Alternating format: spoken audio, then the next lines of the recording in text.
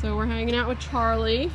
We're acclimating him, minus the prong collar, we're acclimating him to his wardrobe for flying overseas and making it to England, where my dear online trainer friend Adam is going to be taking over Charlie's training. Thank goodness that he's so close to where my client's going to be going.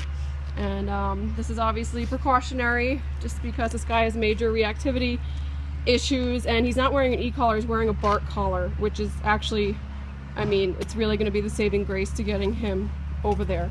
So what we're going to do right now, since we wanted to go to the airport, but we can't go to the airport because where he would be going is all like lockdown security.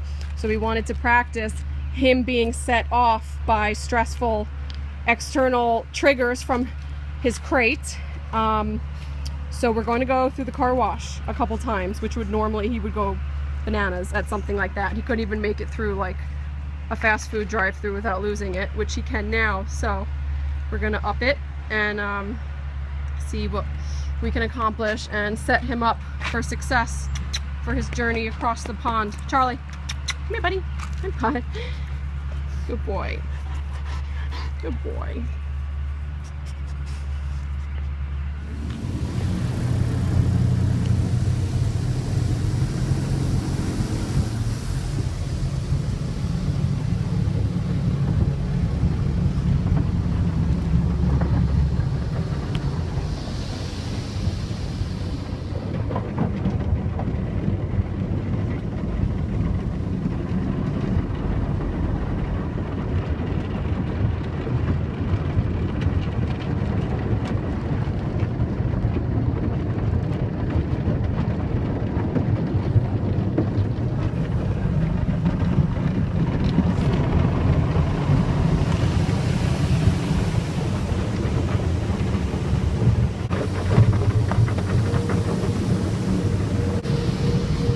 Definitely stressed.